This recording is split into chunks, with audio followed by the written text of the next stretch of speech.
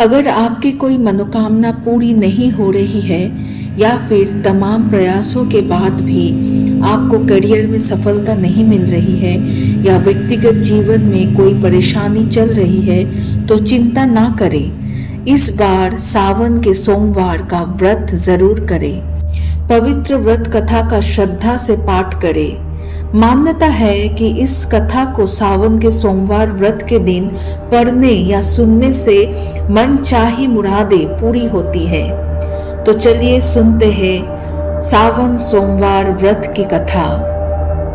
एक समय की बात है, एक साहूकार था जो भगवान शिव का अनन्य भक्त था।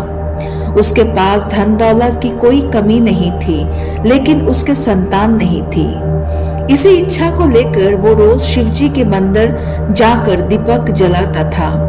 उसकी भक्ति देखकर एक दिन माता पार्वती ने शिवजी से कहा, प्रभु, ये साहूकार आपका सच्चा भक्त है, इससे संतान की इच्छा है, आपको इसकी मदद करनी चाहिए। शिवजी ने उत्तर दिया, हे पार्वती, इसके भाग्य में संतान का योग नहीं है। अगर मैं इसे पुत्र का वरदान दे भी दूं तो वो सिर्फ 12 वर्ष की आयु तक ही जीवित रहेगा। माता पार्वती के बार बार अनुरोध करने पर शिवजी ने साहूकार को पुत्र का वरदान दे दिया, लेकिन ये भी कह दिया कि पुत्र सिर्फ 12 साल तक ही जिंदा रहेगा। साहूकार ने ये बात सुनी, लेकिन ना तो खुशी हुई ना दुख। वो पहले की तरह शिवजी की भक्ति में लगा रहा। कुछ समय बाद उसकी पत्नी गर्भवती हुई और एक सुंदर पुत्र का जन्म हुआ। घर में खुशियां छा गई, लेकिन साहूकार ने किसी को नहीं बताया कि लड़का सिर्फ 12 साल तक ही जिंदा रहेगा। जब लड़का 11 साल का हुआ तो एक दिन उसकी माँ ने उसके विवाह की बात की। साहूकार ने कहा, अभी मैं इसे काशी पढ़ने भेजूंगा।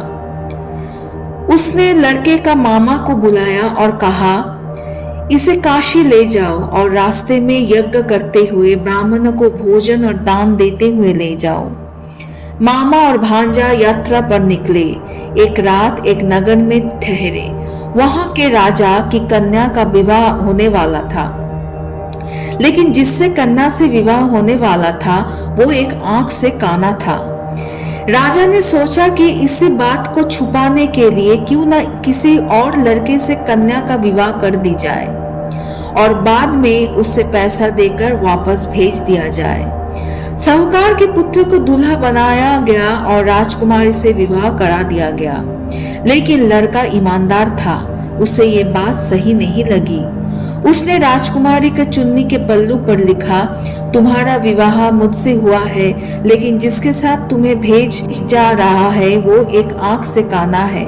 मैं तो काशी पढ़ने जा रहा हूँ। जब राजकुमारी ने चुन्नी पर लिखा पढ़ा तो उसने अपना माता पिता को बताया। राजा ने कन्या को विदाई नहीं दी और पूरी बारात वापस लौट गई। इधर लड़का और उसका मामा काशी पहुंच गए। उसी दिन लड़का 12 साल का हुआ और उसने अपने मामा से कहा, मुझे थोड़ा बेचैनी महसूस हो रही है। मामा ने कहा, तुम अंदर जाके आराम करो। जैसे ही लड़का सोया उसका प्राण निकल गया। मामा विलाप करने लगे। तभी वहां से शिवजी और माता पार्वती गुजर रहे थे। माता पार्वती ने कहा, प्रभु, मुझे इस मामा के रूप का दर्द सहना मुश्किल हो रहा है, कृपया कुछ कीजिए। शिवजी ने देखा और कहा, ये वही साहूकार का पुत्र है जिसे मैंने 12 साल का जीवन दिया था। अब इसकी आयु पूरी हो गई है। पर माता पार्वती ने विनती की, हे महादेव, कृपया इस बालक को और जीवन दे दीजिए, वरना इसके माता पिता भी दुख में मर जाएंगे। माता पार्वती के अनुरोध पर शिवजी ने वरदान दिया और बालक फिर से जीवित हो गया। उसने काशी में अपनी शिक्षा पूरी की और फिर मामा के साथ घर की ओर लौटने लगा। रास्ते में वही नगर आया जहां उसका विवाह हुआ था। वहां भी उन्होंने यज्ञ का आयोजन किया।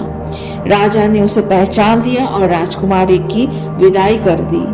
घर पर साहूकार और उसकी पत्नी भूखे प्यासे बेटा का इंतजार कर रहे थे। उन्होंने मन में संकल्प लिया था कि अगर बेटा नहीं आया तो वो भी प्राण त्याग देंगे। लेकिन बेटा स्वस्थ और सुरक्षित घर आया और घर में आनंद छाया गया। उसी रात शिवजी ने सपने में आकर कहा, हे श्रेष्ठी, मैंने तेरे सोमवार के व्रत और कथा श्रवण में से प्रसन्न होकर तेरे पुत्र को लंबी आयु दिया है। जो कोई भी सोमवार का व्रत करता है और ये कथा सुनता है या पढ़ता है, उसके सभी दुख दूर हो जाते हैं और मनोकामनाएं पूरी होती है। इस पवित्र कथा का श्रवण करने से भक्तों के सभी क्लेश मिट जाते हैं और भगवान शिव और माता पार्वती की कृपा से जीवन में सुख, शांति और समृद्धि आती है। हर सोमवार व्रत के साथ इस कथा को पाठ जरूर करें। महादेव आप पर भी अपनी कृपा बनाए रखे। दोस्तों, आपने व्रत कथा तो सुन ली, लेकिन क्या आप जानते हैं कि श्रावण सोमवार व्रत न सिर्फ मनोकामना पूर्ति के लिए बल्कि आत्मिक शुद्धि और कर्म विमोचन के लिए भी बहुत महत्वपूर्ण है। सावन के हर सोमवार का उपवास आपके पिछले कर्मों का भार कम करता है। ये व्रत एक ऐसी तपस्या है जो आपके अंदर छुपे दिव्यता को जागृत करता है। इस महीने में शिव जी की जल से अभिषेक, ओम नमः शिवाय का जाप और व्रत करना आपको अंदर से एक शक्तिशाली ऑरा देता है, जो न केवल भाग्य को उभरता है बल्कि मानसिक शांति भी देता है। चलिए आप बात करते हैं कि श्रावण मास महीने में क्या करना चाहिए और क्या नहीं। क्या करें? हर सोमवार व्रत रखें, शिवलिंग पर जल, दूध और बिल्व पत्र चढ़ाए, शिव मंत्र को जाप करें, ब्राह्मणों को दान दक्षिणा दे, भक्ति और शुद्ध मन से शिव जी की आराधना करें। क्या ना करें? नॉनवेज और अल्कोहल से दूरी बनाएं, प्याज लहसुन का सेवन ना करें, झूठ, निंदा या किसी का दिल दुखाना, इन सब से बचें।